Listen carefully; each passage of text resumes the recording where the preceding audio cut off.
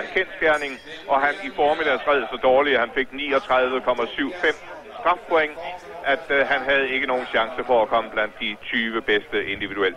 Derfor opgav han simpelthen at starte, så guld og sølv er altså fordelt. Vi mangler at få fordelt bronzemedaljerne. Men vi fortsætter her med den kanadiske Ian Miller på Big Ben. Han ligger på en 13. plads individuelt. Han havde 2 nedrivninger i formiddags, 8 strafpoint, og havde en 8. plads på første dagen i tidsspringningen. Men Canada altså på en øjeblikkelig 3. plads, så kan Ian Miller denne gang ride fejlfrit.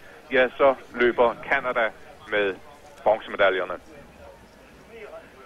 Og det her Ian Miller er jo en stor chance for. Vi kan huske ham fra Göteborg i april måned, hvor han blev nummer 2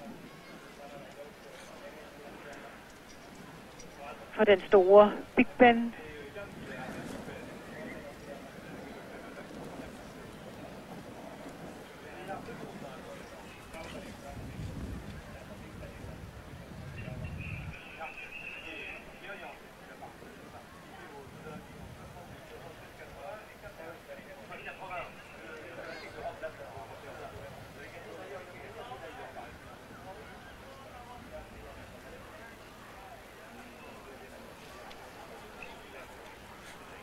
Rider klogt forsigtigt til.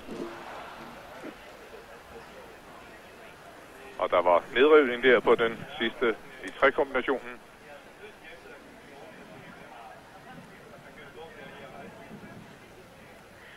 Nu efter der er kommet sol, kan det godt give lidt reflekser fra det vand, der er ved siden af de små vandgrave. Kan få hesten til at studse.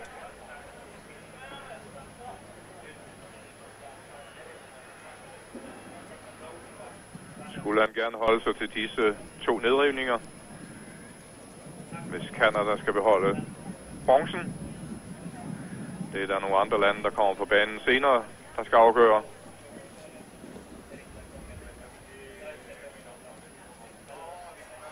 Og det lykkes også inden for fejlfri tid.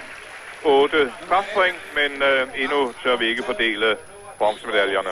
Der er for stor spænding om de næste placeringer, til vi gør det.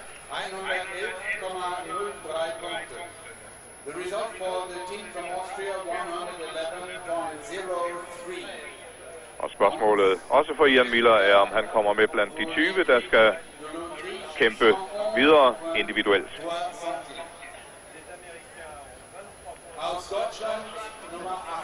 Men nu kommer så fra Vestjylland